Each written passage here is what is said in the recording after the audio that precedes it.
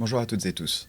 Dans le contexte de la création d'un MOOC, qui porte sur la difficulté à répliquer certaines études dans des disciplines scientifiques, j'ai été amené à conduire un certain nombre d'interviews. Dans un de ces entretiens, j'ai pu discuter avec Adrien Mirope, alors postdoctorant à l'université de Louvain. On a pu aborder les concepts de taux de fausse découverte ou de valeurs prédictives positives.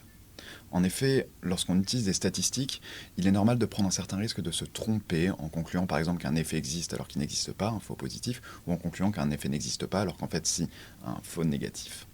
Généralement, on essaie d'encadrer ces risques d'erreur par certains seuils qu'on définit a priori.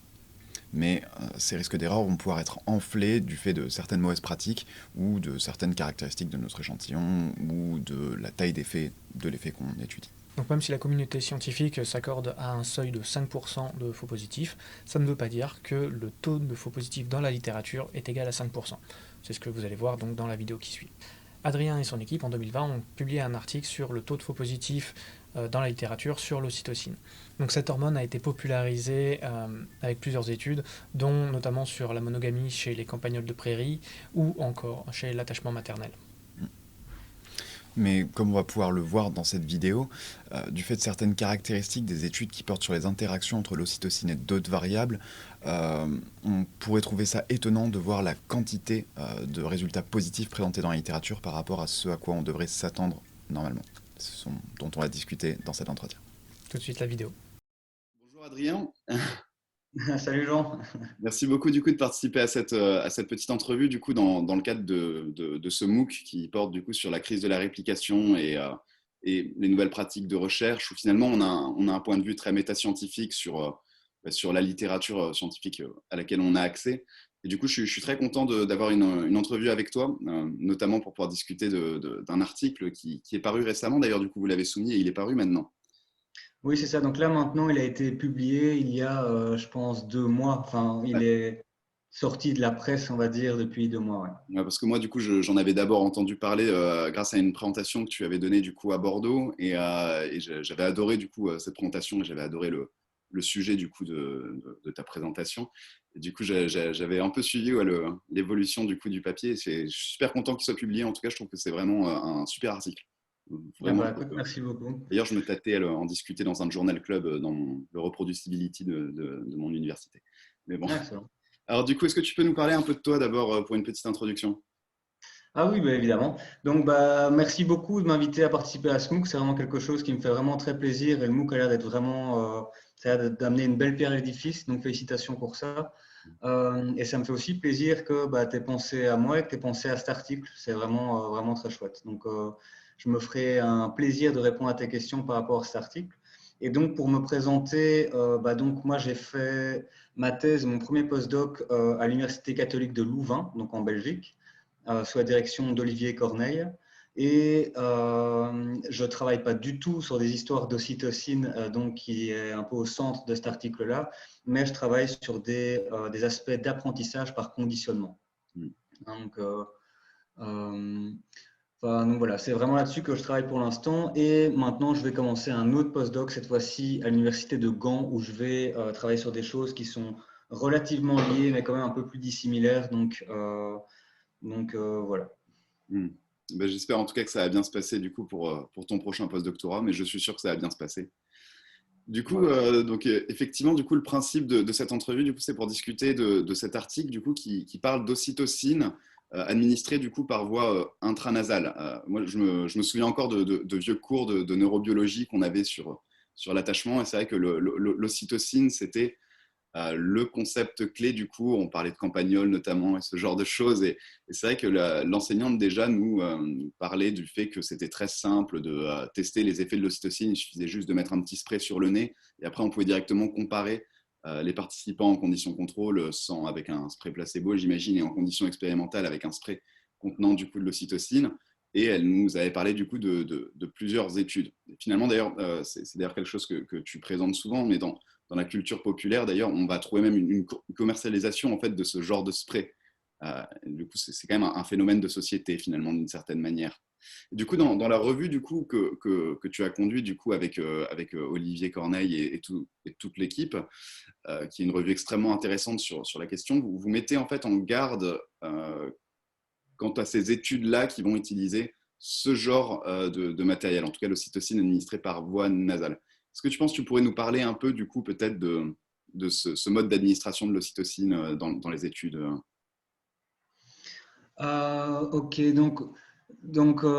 oui, enfin, tout d'abord, je tiens vraiment à confirmer ce que tu viens de dire, hein. L'ocytocine intranasale, c'est quelque chose qui a eu et qui a toujours énormément de succès dans la littérature.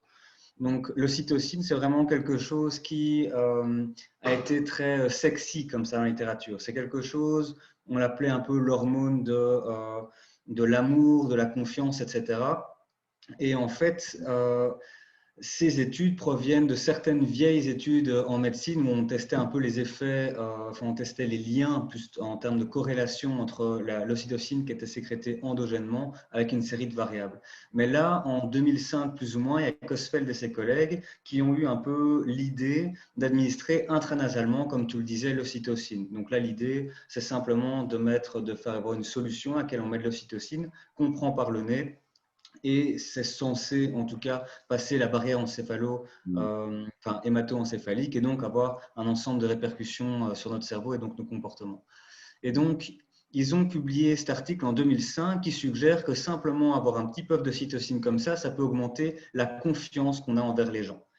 Et donc, ça a été publié, je pense, dans Nature et maintenant c'est cité déjà plus de 4000 fois. Donc ça illustre vraiment le fait que c'est quelque chose qui a eu énormément d'impact et qui a reçu énormément d'attention. Et on peut le comprendre, hein. On peut comprendre, comme tu le disais, la puissance du truc parce que sur un plan fondamental, on peut manipuler l'ocytocine de manière hyper simple et peu coûteuse. Il suffit d'avoir un petit puff et on peut comparer des conditions, comme tu disais, expérimentales à placebo. Sur un plan appliqué aussi, évidemment, on peut comprendre l'intérêt du truc. Il suffit d'un puff d'ocytocine pour traiter l'autisme, par exemple, ou la schizophrénie, comme ça a été suggéré, ou simplement pour avoir un peu moins de trac en public. Donc, imaginons que ça marche. Moi, si j'avais le trac de répondre à une interview, j'aurais pu me faire un petit puff juste avant pour être un peu plus en confiance, par exemple. Ouais. Donc, c'est quelque chose qui a reçu beaucoup d'attention et qui a amené à vraiment un foisonnement de recherche. Donc, dans la littérature, on peut voir qu'à partir de Kosveld en 2005, il y a vraiment une quantité exponentielle de publications sur l'ocytocine intranasale. Hein, donc, certaines personnes ont suggéré que ça pourrait réduire l'anxiété, réduire l'agression, ça pourrait améliorer même le parenting, donc le fait qu'on s'occupe bien de ces gamins. Ça pourrait améliorer les relations entre les groupes sociaux. Ça pourrait même améliorer notre apprentissage, ça pourrait augmenter notre attention par rapport… Donc, énormément de choses, ça part un peu dans tous les sens. Ouais. Et donc, il y a eu cette première phase un peu d'éclosion, je dirais, de recherche sur l'ocytocine, où il y a eu un engouement de dingue, tout le monde a commencé à travailler là-dessus. Et progressivement, il y a certains doutes qui ont un peu été émis. Donc, il y a certaines études qui n'ont pas été vraiment répliquées. Il y a certains résultats qui étaient un peu contradictoires entre eux. Donc, parfois, les gens montraient oui, mais l'ocytocine, ça augmente la confiance. Parfois, d'autres disent non, non, non, ça diminue la confiance. Il y a plusieurs personnes qui ont dit, mais en fait, simplement sur le plan physiologique, les effets de l'ocytocine intranasale sont peu plausibles. Hein, c'est peu plausible que par le nez, ça puisse passer la barrière hémato-encéphalique due à l'organisation moléculaire de l'ocytocine. Et aussi des personnes qui, sur un plan plus statistique et méthodeux, ont commencé à dire « Ouais, mais les gars, vos études, elles sont bien, mais il y a quand même quasi jamais des échantillons qui sont énormes là-dessus. En général, on a l'impression qu'il y a plein de mesures qui sont prises, il n'y a pas de correction pour des comparaisons multiples, etc. » Et du coup, il y a vraiment une sorte de doute progressif qui est un peu né. Ouais. Donc, c'est vraiment à partir de ce moment-là, il y a eu un peu deux camps dans la littérature. Tu as eu les pro-cytocine d'un côté, donc les gens qui disent mais si l'ocytocine c'est capital dans notre vie psychosociale, et d'autres personnes qu'on appelle les ocytosceptiques. C'est marrant comme nom, je le trouve assez chouette. Les ocytosceptiques qui eux disent non les gars, franchement ces recherches-là ne sont pas dignes de confiance. On ne peut pas conclure quoi que ce soit sur base de ces données. Ouais. Et donc, un peu dans ce contexte comme ça de débat entre ces deux camps, il y a Barthes et ses collègues qui sont arrivés en 2011 et qui ont publié un TICS. Donc TICS, Trends in Cognitive Science. Donc, c'est vraiment une revue qui a beaucoup de visibilité et qui a un peu pour but de donner son opinion comme ça sur comment évolue un champ de recherche donné. Et eux, ils sont amenés, ils ont dit, mais en fait, c'est normal qu'on n'observe pas des effets d'ocytocine de manière systématique, c'est parce qu'on ne connaît pas les modérateurs. Hein, et qu'en fait, on a passé trop de temps à regarder ce qu'on appelle les effets principaux, mais on n'a pas assez passé de temps à regarder les effets d'interaction de l'ocytocine. Hein, et donc, on pourrait très bien dire, mais finalement, si de temps en temps, des gens montrent que l'ocytocine augmente la confiance là-bas, et là, ça diminue la confiance, c'est peut-être que la cible de la confiance dépend d'un facteur qu'on ne connaît pas. Ouais. Hein? Donc, en gros, Barthes et ses collègues débarquent et proposent un peu d'orienter la recherche sur ocytocine vers ce qu'on appelle l'interactionnisme. Et donc, à nouveau, à partir de ce moment-là, il y a un foisonnement de recherches qui est publié. C'est excellent, en fait, parce qu'il y a beaucoup de gens qui, à ce moment-là, étaient complètement un peu démunis. Ils disaient, oui, OK, je suis dans un champ de recherche, mais qui est remis en question. Et donc, quand moi, j'essaie de publier quelque chose, des reviewers me disent, ouais, mais c'est pas robuste, ces choses-là. Et donc, ils n'avaient plus qu'à citer Barthes pour dire, c'est parce qu'on ne connaît pas les modérateurs. Et du coup, ça passait tout seul. Et du coup, là, on arrive à une deuxième vague de publications en masse sur ocytocine intranasale. Et c'est un peu là, je dirais, que notre équipe arrive en essayant de réaliser pour la première fois une revue systématique sur donc, ces effets d'interaction, plutôt que sur les effets principaux qui intéressaient les gens jusqu'ici. Ok. Et donc, concrètement, cette revue, c'est sur 117 articles qui ont été publiés, dans des revues avec peer review, etc. On n'a pas voulu aborder la totalité des études sur ocytocine intranasale parce que c'est hyper vaste, mais on s'est focalisé sur les variables qui sont psychosociales. Donc, par exemple, tout ce qui est des mesures en termes d'imagerie cérébrale, on n'a pas regardé à ça. Et on s'est aussi focalisé sur des populations qui sont dites non cliniques, c'est-à-dire toutes les études qui sont faites sur des personnes schizophrènes ou autistes n'ont pas été incluses dans cette revue. Ouais. En tout cas, ouais, c'est vraiment déjà une grande revue, finalement. Déjà, plus de 200 articles pris en compte, ça fait pas mal. Donc, je comprends tout à fait qu'on mette des critères limitants d'inclusion. Mais en tout cas, dans ce que tu disais, il y avait pas mal de choses qui étaient intéressantes, notamment en termes du boom de la mode. Ça fait penser un peu à une des mises en garde de Ionadis dans son papier de 2005, qui est sur le PPV d'ailleurs, entre autres, où il disait finalement il faut se méfier des effets de mode. En fait, finalement, ça fait partie d'une de ses corollaires tirées de son analyse dans son papier. Donc, on a pu voir normalement dans le MOOC, qui me semble pour l'instant, oui, je crois que je l'avais déjà présenté du coup dans le MOOC au moment où l'interview arrivera. Donc, comme ça, au moins, les gens qui auront fait le MOOC ne seront pas trop perdus, je pense. Et l'autre chose qui est vachement intéressante, du coup, c'est justement tout ce que tu disais sur cette complexification avec le TIX, du coup, de Barthes, finalement, en fait, il y a des modérateurs qu'on ne voit pas et du coup, qui va pouvoir du coup, servir aussi un peu comme excuse c'est normal qu'on ne comprenne pas tout bien. Ça fait un peu penser à ce qui se dit de plus en plus aujourd'hui, finalement, que derrière la crise de la réplication, il y a une crise de la théorie surtout.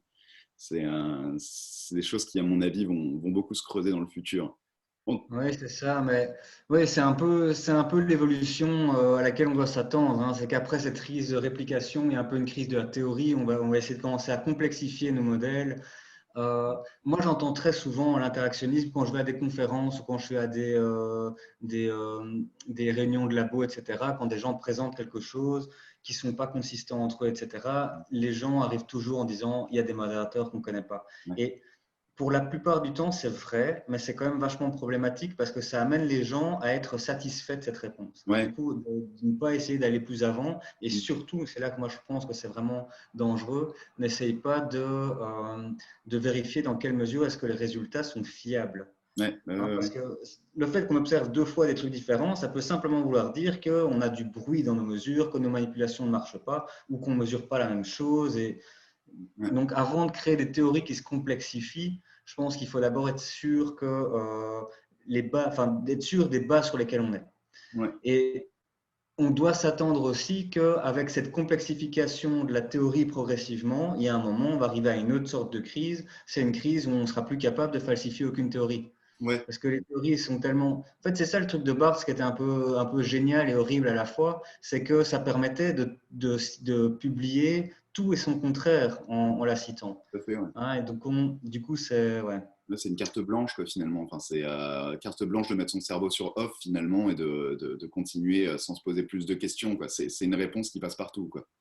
Ouais, exactement. La crise de la falsification, c'est à mon avis aussi quelque chose qui va de plus en plus ressortir dans le futur. Ça, avec la crise de la mesure et bien d'autres crises, hein, finalement, mais dont on pourrait. Il y a beaucoup de MOOC qui pourraient suivre après celui-ci, finalement. Mais en tout cas, ça va être, à mon avis, assez excitant ce qui va se passer dans le futur en termes de réflexion métascientifique. Je pense qu'il va y avoir des choses vraiment très, très intéressantes.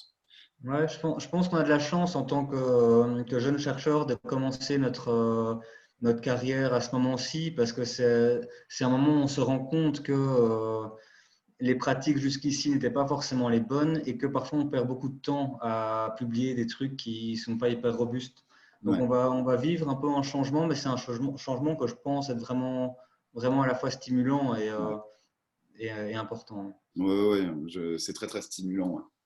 En tout cas, pour revenir du coup à votre revue de la littérature, du coup, quand vous avez fait cette revue de littérature, finalement, ce que vous avez pu observer, c'est que les études portant du coup sur l'ocytocine administrée du coup par voie intranasale, du coup par le nez, affichaient en fait finalement des taux de faux positifs trop beaux pour être vrais. Du coup, c'est bien ça? Bah, des taux de faux De positifs, positifs. Non, ouais, taux de voilà, positifs. Ouais. exactement. C'est moi qui, c'est le lapsus révélateur. C'est- Mais disons que ce qui était quand même assez flagrant, c'est que dans 91% des articles qui étaient publiés, il y avait au moins un effet significatif. Et de manière générale, ça donne vraiment l'impression qu'il y a les chercheurs et les chercheuses qui vont un peu à la pêche comme ça, qui prennent 20 mesures et bah, il y en a une qui va marcher et du coup, ils vont construire tout un article autour. Ouais. Donc, évidemment, ça, c'est une simple supposition. Donc, c'est quand on lit les papiers, ça donne cette impression. Et maintenant, évidemment, une impression, c'est pas satisfaisant et c'est pour ça qu'on a voulu réaliser cette revue systématique Mhm. et qu'on a voulu aborder les pratiques de recherche. Donc ça, c'est vraiment important.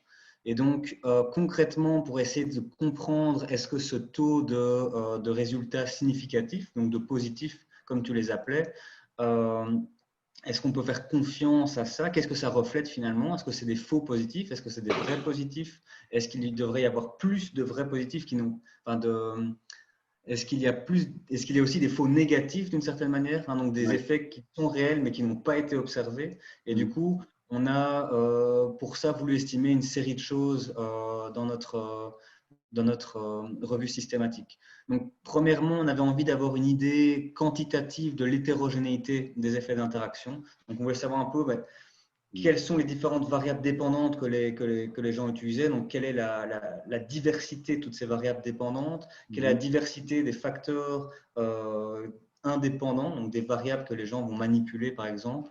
Mhm. Donc, pour un peu essayer de dresser une sorte de matrice de l'ensemble des possibles dans ce qui est testé en ce champ de littérature, quoi. On avait vraiment cette impression que chacun teste son truc complètement dans son coin, de manière un peu aléatoire et qu'il n'y a pas de choses systématiques. Mais on avait envie d'objectiver ça.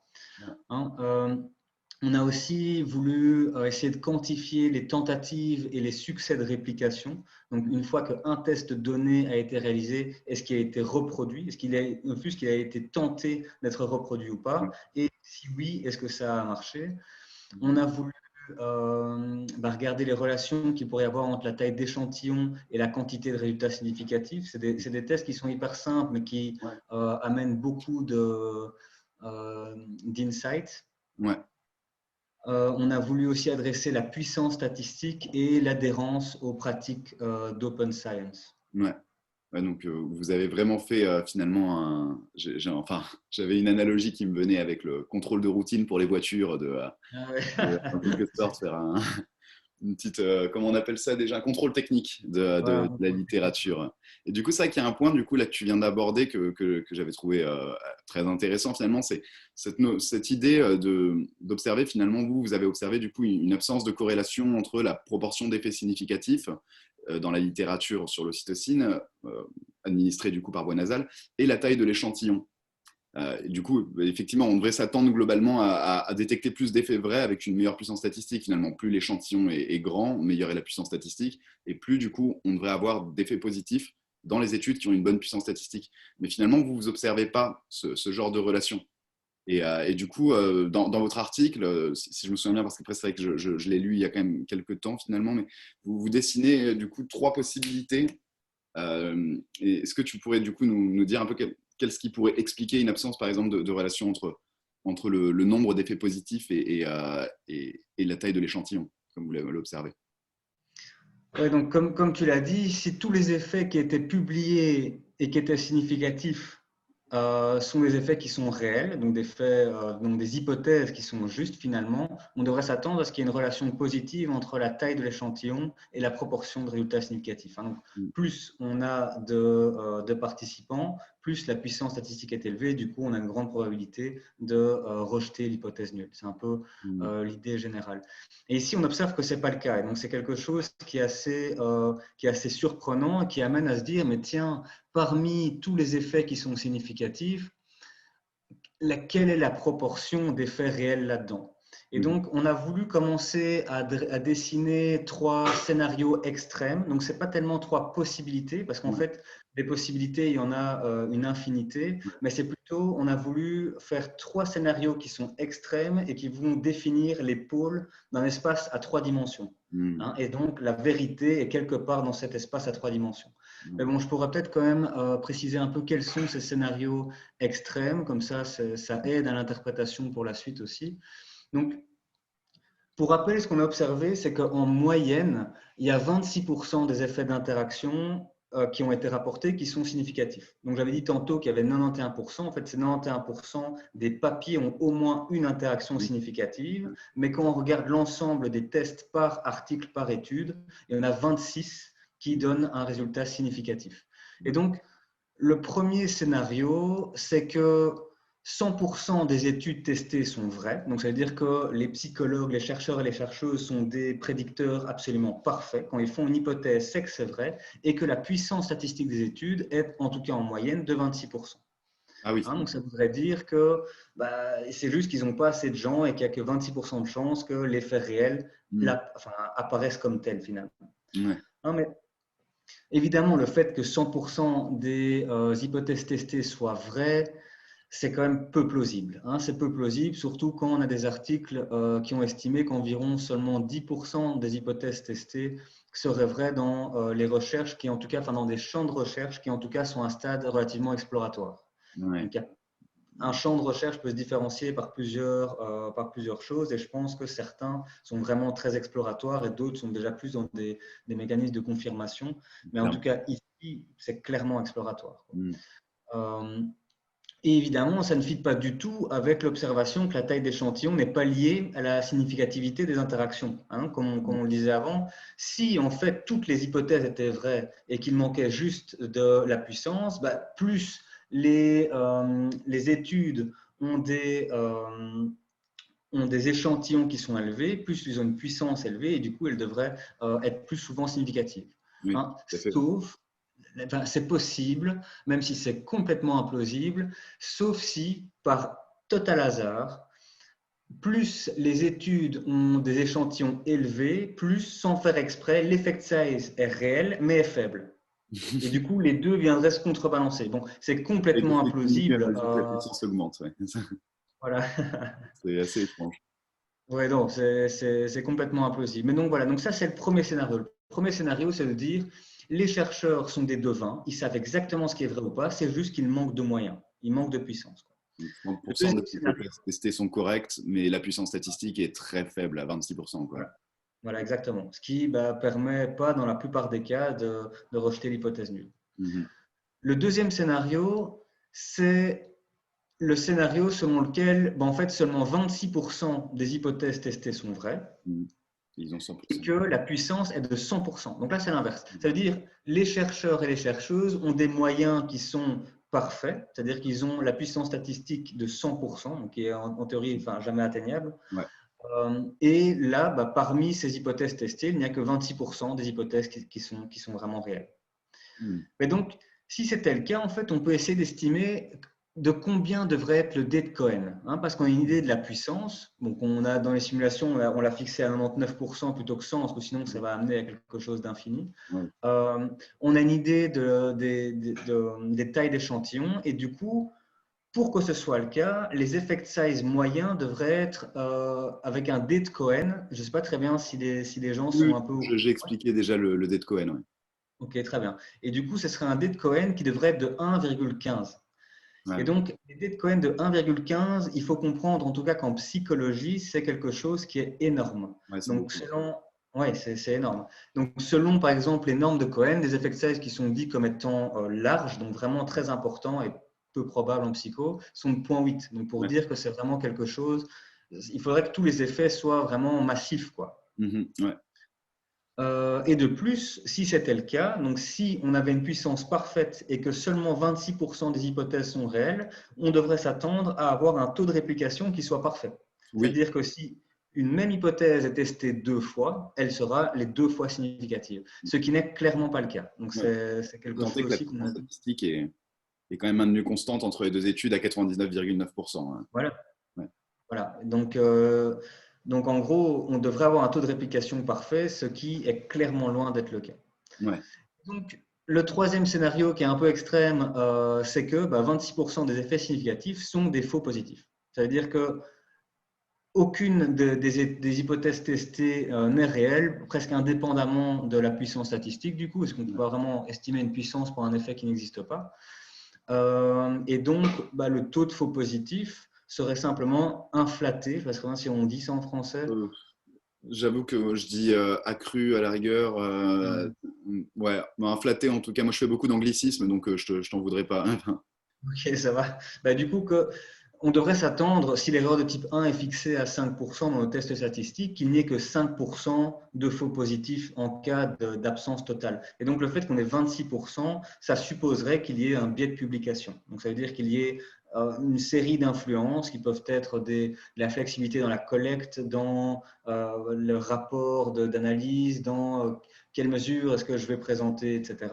Donc, bref, Ouais, toutes ces formes de biais pourraient augmenter comme ça l'erreur de type 1, quoi. ouais. Le- Donc, comme je le disais, ces trois scénarios sont tous extrêmes et donc peu probables. En fait, c'est presque impossible qu'un de ces trois scénarios soit à 100% rencontré.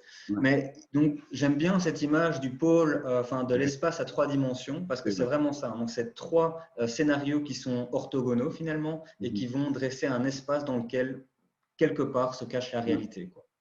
Et donc, pour dessiner des scénarios qui sont un peu plus réalistes et proches de la réalité, là, on s'est basé sur l'approche que tu as mentionnée tantôt des PPV de Ioannidis. Oui, tout à fait. Ouais, parce que c'est vrai que du coup là tu parlais de biais finalement, qui est une notion importante dans le PPE, mais en tout cas l'image des trois dimensions est vachement bien, quoi, du coup, dresser les trois possibilités, quoi. Soit 100% des hypothèses testées sont correctes, mais la puissance statistique est vraiment mauvaise, soit la puissance statistique est parfaite, mais 26% des hypothèses testées sont correctes, soit c'est des faux positifs et finalement il y a plein de biais, quoi. C'est Ouais. notamment sur ces hypothèses-là, du coup, que la notion de PPV, du coup, pour Positive Predictive Value, ou Predictive Predictive Value, j'oublie toujours C'est Positive Predictive Value, mais à chaque fois, je me plante aussi. Moi aussi, je mets les deux, c'est vrai. Du coup, devient hyper intéressante. Du coup, est-ce que tu penses que tu pourrais nous expliquer un peu ce que c'est que le PPV Ok, donc le PPV, comme tu l'as dit, ça réfère à Positive Predictive Value et ça réfère à la proportion des vrais positifs. Mhm. Hein, c'est-à-dire la proportion des effets significatifs qui sont des vrais effets. Donc, Ouais. c'est qu'un effet qui est significatif est réel. Okay. Mhm. Euh, donc, de manière générale, si tous les effets significatifs sont des vrais effets, la PPV devrait être de 1, c'est-à-dire que la proportion devrait être parfaite. À l'inverse, si tous les effets significatifs sont des faux positifs, Mhm. et donc l'effet réel n'existe pas, alors la PPV devrait être de 0. Donc c'est un peu comme ça, on a une idée, plus la PPV est élevée, mieux c'est d'une certaine manière, plus on peut avoir confiance en un domaine. Tout à fait. Donc pour calculer la PPV, on a besoin de plusieurs indices. On a besoin de fixer l'erreur de type 1 et de type 2, hein, donc les alpha et les bêta. Ça dépend de la proportion d'effets réels qui est testée dans un champ. Donc, ça veut dire que ça part de ce présupposé qu'on peut estimer combien d'hypothèses testées sont vraies. Mhm. Et donc, ça, c'est une assumption qui est extrêmement forte et finalement, c'est une donnée qu'on ne peut pas avoir. Parce Ouais. que on va presque faire les tests de PPV pour approcher cette valeur finalement. Oui, tout à fait. Ouais. Donc, et ça dépend aussi d'un paramètre de biais, donc des biais qu'on a mentionnés un peu plus tôt, des biais de publication, donc, qui vont rassembler toutes les influences qui amènent à la publication de résultats significatifs, qui peuvent avoir lieu dans toutes les étapes de la recherche. Ouais. Donc, évidemment, ça donne un peu l'air d'un raisonnement qui est circulaire. Donc, Ouais. pour connaître le taux de vrai positif, on a besoin de connaître le taux d'effets réels qui sont testés dans un champ de la littérature. Et donc, effectivement, le PPV ne permet pas de déterminer quelle est la proportion de vérité dans un champ. Ouais. Donc ça, c'est quelque chose qu'on aimerait tous un peu savoir, évidemment, mais c'est quelque chose qui n'est pas permis, en tout cas, avec cette méthode-là, et pas avec des méthodes à ma connaissance. Ouais. Mais ça permet, en tout cas, de dessiner des scénarios qui sont plus réalistes, plus nuancés. Et donc, si on reprend un peu cette image de l'espace à 3 dimensions, ça permet un peu de réduire l'ensemble des choses qui sont possibles.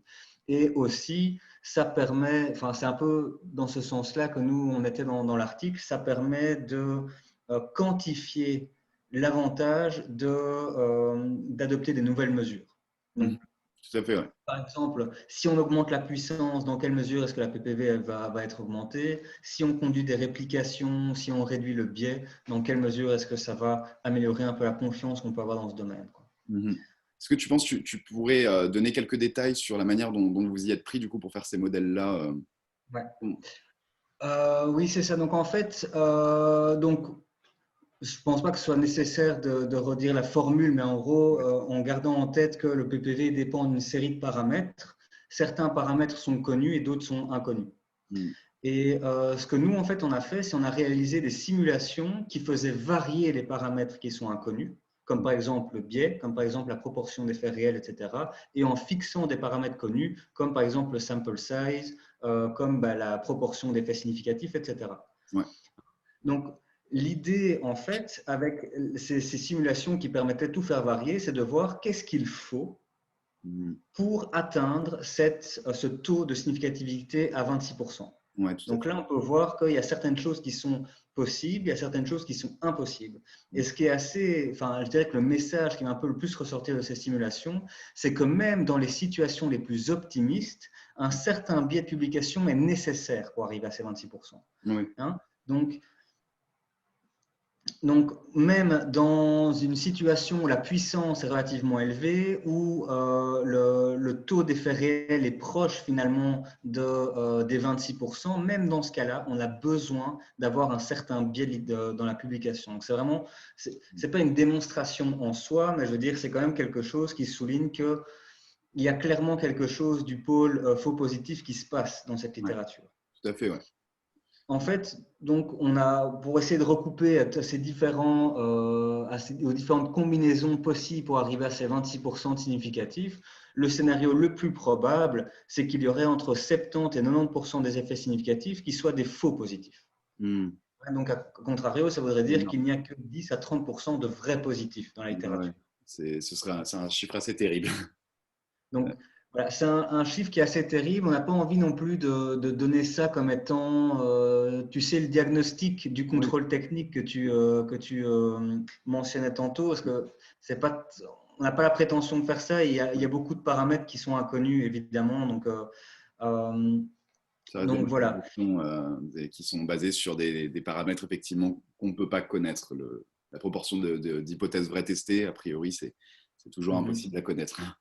Oui, c'est ça. Mais de l'autre manière, ce qu'on voit, c'est que les scénarios qui sont les plus optimistes, donc les scénarios qui disent que la PPV est assez élevée finalement, donc qui disent que ce qui est observé dans la littérature est fidèle à ce qui se passe dans la réalité, font des assumptions qui ne sont juste pas observées dans nos données. Donc on a mentionné par exemple le fait qu'il n'y ait pas de lien entre la taille d'échantillon et la significativité. On peut aussi mentionner le fait que les réplications, quand elles sont réalisées, elles sont largement insatisfaisantes. Enfin, je veux dire, les choses ne se répliquent pas, quoi.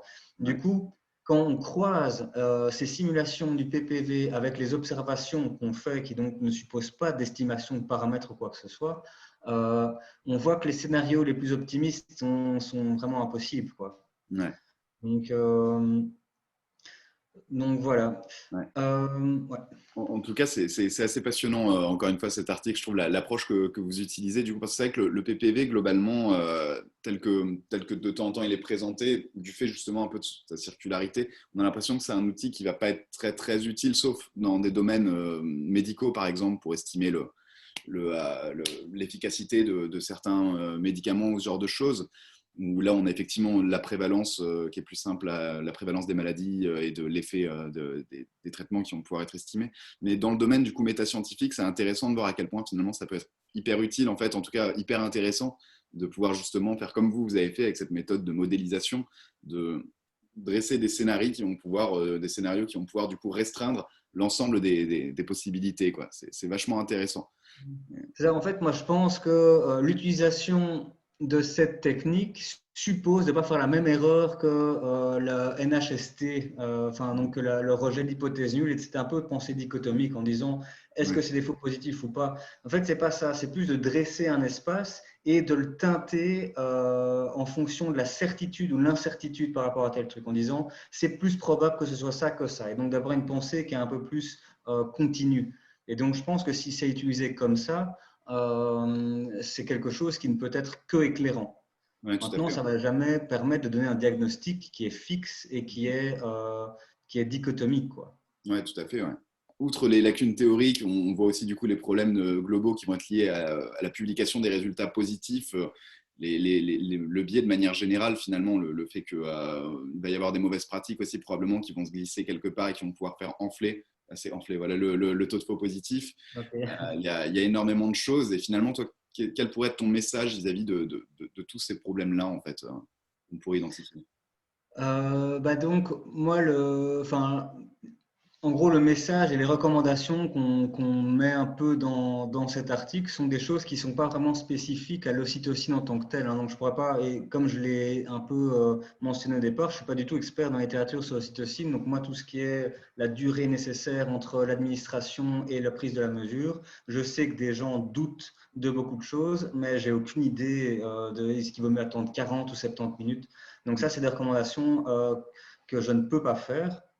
Mhm. Mais maintenant, enfin, l'impression en gros qu'on a quand on regarde un peu cette littérature, c'est que c'est une littérature qui est à une phase qui est exploratoire de recherche. Ouais. Et donc, les phases exploratoires de recherche, c'est quelque chose qui, je pense, d'une certaine manière, c'est intéressant. C'est intéressant de tester les choses à droite. C'est super de voir qu'il y a un engouement dans la recherche, que les gens veulent comprendre, ils veulent tester plus de choses, ils sont pressés de communiquer leurs résultats. C'est quelque chose qui, moi, je trouve, est relativement positif, mais c'est quelque chose qui doit nécessairement être suivi par une phase qui est confirmatoire et systématique. Et en gros, c'est vraiment ça que nous, on essaye de faire passer comme message. Parce que à la lecture de notre article, on peut un peu avoir l'impression qu'on dit, bon, les gars, les articles, les études qui sont publiées ici, c'est n'importe quoi, on ne peut rien conclure de tout ça, il faut tout jeter à la poubelle.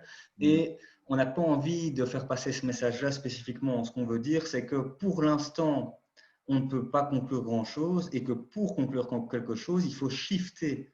Il ne faut pas shifter vers une complexification forcément des théories avec des interactionnismes à 4 niveaux, je ne sais pas quoi. Ouais. Il faut juste qu'on commence à être un peu confirmatoire et systématique. Et donc concrètement, euh, ce qu'il faut, c'est toujours dans cette perspective un peu du PPV, Mhm. c'est augmenter la puissance, c'est réduire le biais et conduire des réplications.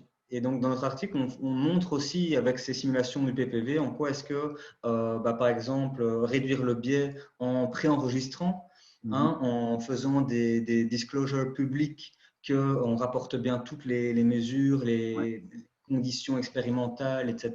fait la puissance Euh, statistique, comment on a ouais, calculé d'échantillons, ce genre de choses. Ouais. exactement. Et donc, c'est des recommandations qui paraissent un peu bateaux parce elles sont pas propres à l'ocytocine, mais elles sont bateaux parce qu'elles sont juste bonnes, enfin, et que c'est quelque Exactement. chose qui C'est s'applique à normal. tout. Ouais. Bon, en tout cas, merci beaucoup du coup de nous avoir accordé cette interview. Elle était extrêmement intéressante et j'espère que tous ceux qui vont la regarder la trouveront également intéressante.